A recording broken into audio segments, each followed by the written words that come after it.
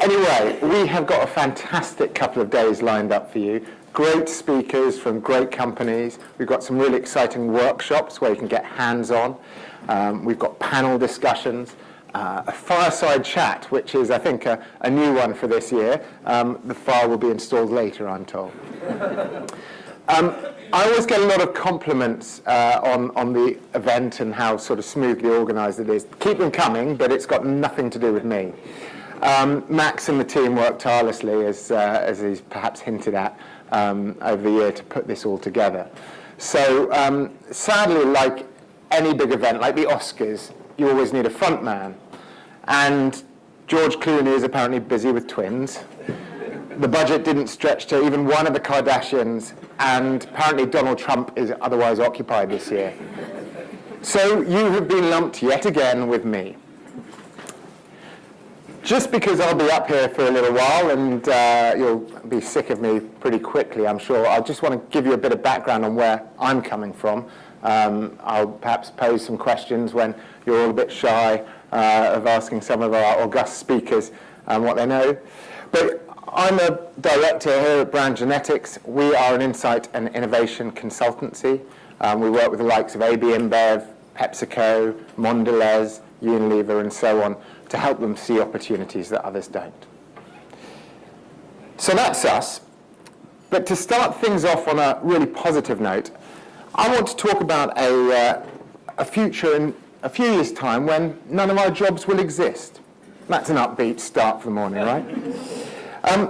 Perhaps it will sound a little less apocalyptic if I put it in the context that this Japanese ad is what inspired that.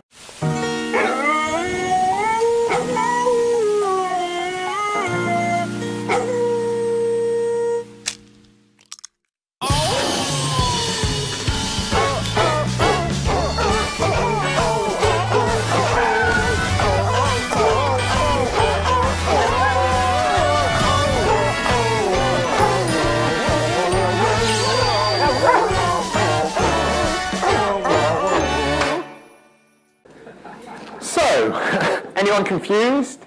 That is an advert for Claret's Mint Tab, and it's meant to convey the message, instant effect fresh breath that lasts 10 minutes. But what I think is really interesting is it is the first ad, to my knowledge anyway, by an AI creative director. Okay? So McCann in Tokyo, they pitted they got Mondelez on board and they pitted their AI creative director against a human one. And, they then took it to the ISBA conference and they showed them the two ads available on YouTube. I won't show you the human one. Because, according to 200 industry executives, that was the better ad. Okay? So, let me just put this then in a bit of a broader context. So, I'm going to talk a little bit about why AI is coming and why the time is now. So we do find it increasingly everywhere in our life. It used to be this sci-fi dream, and now it's baked in. You might be talking to Alexa. Indeed, I was practicing this on my wife last night, and when I said talking to Alexa, Alexa went, yes, blah, blah, blah, blah, blah, which was slightly distracting. You might be hopping in a driverless car, especially some of you who live on the west coast of the States. You might even be being diagnosed by an AI medic. But one of the biggest challenges is it's becoming increasingly clear that AI is going to automate many of today's jobs.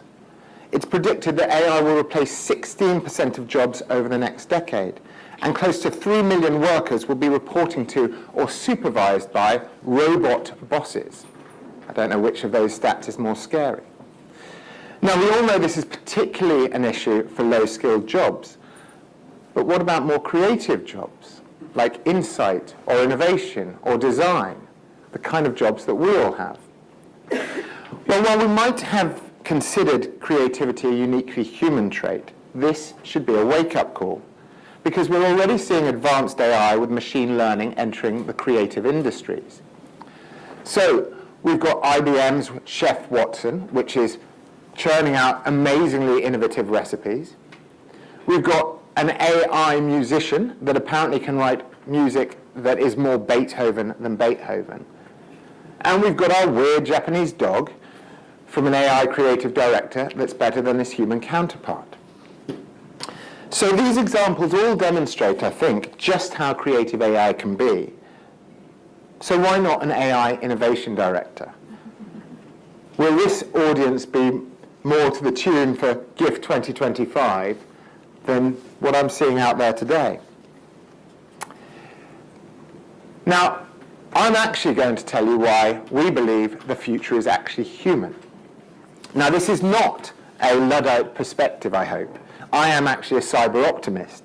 It's simply we need to recognize that there are unique human advantages we can and should be tapping into when AI continues to permeate the creative world.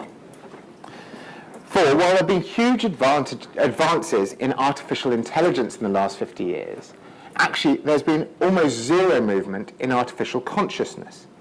And core to consciousness is the ability to feel. So be it joy or sadness, be it boredom or pain, that ability to feel is one of the things that makes us conscious. In a world where we can increasingly leave the data to AI to do faster, better, more accurately, I want to argue that innovators should be focusing their attention on feelings. More specifically, I want to make the case for 3 key contributions feelings can make to delivering better innovation. How we can identify new opportunities through what we ourselves feel, how we can create innovations that feel right for others, and how we can get others to feel the same way we do about these ideas. It is, if you will, a manifesto for human-centered innovation. So let's start with our own feelings. How can we better tap into these? How can we identify new opportunities through what we feel? Now, AI deals in algorithms and data, but while automated creativity can learn, it remains rule-based. It will always be better at measuring that which already exists than that which could exist. Now, conversely, as innovators, we deal in a world of risk. We know that most of the things we try probably won't work. And while the computer may say no, there comes a time when we have to take a leap of faith. We have to follow our gut feel, or else we'd just never do anything at all. So if you think of some of the great innovations of recent times, I think you'll find often they are stories of success against the odds. So Red Bull was, frankly, still is a disgusting drink to my mind, highly priced, and yet it's kind of broken all the rules and gone on to create a whole new category. The brand today is worth, I think, in the region of $8.7 billion. Or there's Nespresso.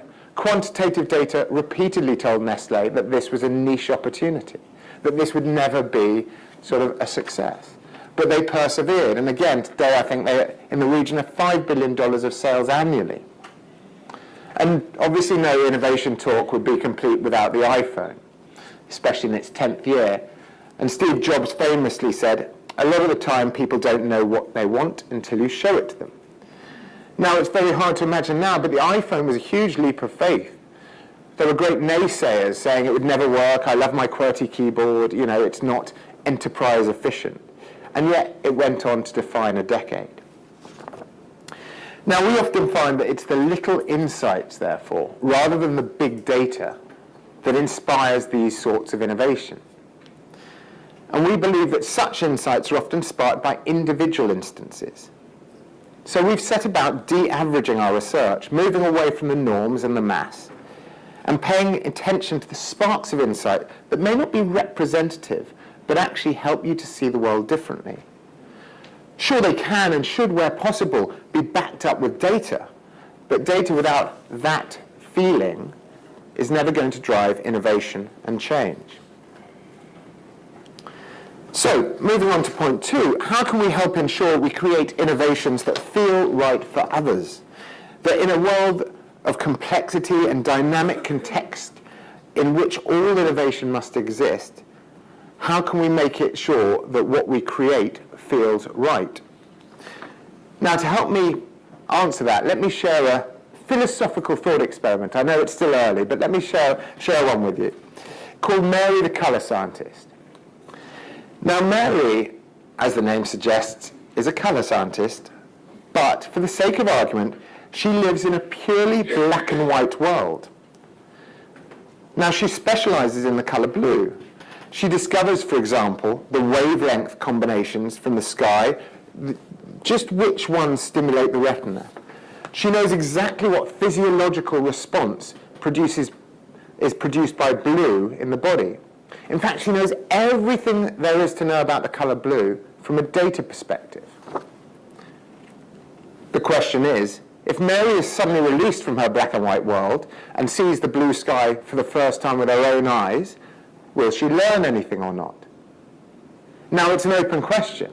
Some people say yes, some people say no. As it happens, the philosopher who thought up this thought experiment has gone back and forth on that time and time again. But we believe, that actually we do learn things from experiencing it firsthand.